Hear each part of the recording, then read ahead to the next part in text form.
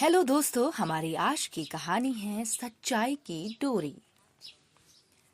तो चलिए शुरू करते हैं। बात बहुत पुरानी है। एक छोटे से गांव में एक लड़का रहता था जिसका नाम था अर्जुन। 10 साल का, नटखट पर दिल का साफ।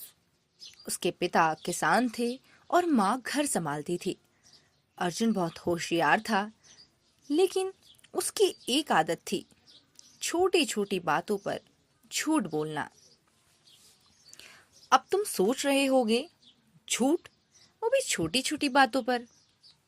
हाँ बच्चों, जैसे दूध नहीं पिया तो कह दिया बिल्ली गिरा गई, होमवर्क नहीं किया तो कह दिया कॉपी ही खो गई। माँ समझाती, बेटा झूठ की डोरी जितनी पतली होती है उतनी ही जल्दी टूट भी जाती है। लेकिन अर्जुन को लगता, मैं तो सबको आसानी से मना लेता हूँ।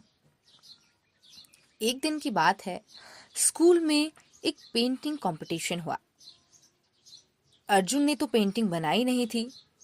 अब सोचो, जब मास्टर जी ने पूछा तो अर्जुन ने बोला, सर मैं तो बना ही रहा था, एक कुत्ता मेरी ड्राइंग खा गया। सारी क्लास हंसी में पड़ गई। मास्टर जी ने कुछ नहीं कहा, पर उनके चेहरे पर मुस्कान नहीं, चिंता थी। उसी शाम गांव में एक मेला था। अर्जुन और उसके दोस्त घूमने निकले। झूले, गोलगप्पे, खिलौने, सब कुछ देखकर बच्चे खुशी से झूम रहे थे।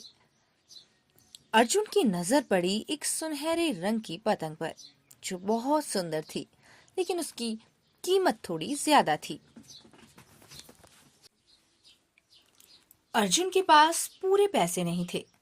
उसने दुकानदार से कहा, मैंने तो पैसे दिए थे, शायद आपको याद नहीं। दुकानदार थोड़ा उलझ गया, लेकिन बच्चों की बात मान ली और उसे पतंग भी दे दी। अर्जुन खुश होकर पतंग उड़ाने चला गया। जब अर्जुन पतंग उड़ा रहा था, तभी तेज हवा चली और पतंग दूर जंगल की ओर उड़ गई। अर्जुन उसे पकड़ने भागा। उसने खेत पार किए, नाले के पास पहुंचा और देखा कि पतंग एक पेड़ की टहनी में अटक गई है। जैसे ही वो उसे लेने के लिए चढ़ा, पेड़ की एक टहनी टूटी और वो नीचे गिर गया। चोट ज्यादा नहीं लगी थी, लेकिन जब उसने आंखें खोली, एक बूढ़ा लकड़हारा उसके सामने खड़ा था। उसने अर्जुन से पूछा, बेटा अकेले जंगल क्यों आया? अर्जुन ने डरते डरते सारा किस्सा बताया, मेला, पतंग और उसका झूठ। बूढ़ा मुस्कुराया और बोला, तुम्हें पतंग तो मिल गई, लेकिन उसकी डोर कहाँ है? अर्जुन ने देखा, सच में पतंग तो थी, लेकिन डोर टूट चुकी थी।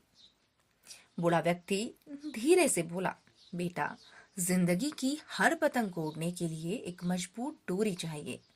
वो डोरी होती है सच्चाई की। अगर डोरी कमजोर हो या टूट जाए तो पतंग गिर जाती है, और साथ में गिरता है हमारा विश्वास। ये सब देखकर अर्जुन की आंखें भर आई। उसने सिर झुकाकर कहा, बाबा अब मैं कभी झूठ नहीं बोलूंगा, मैं जाकर दुकानदार से माफी मांगूंगा।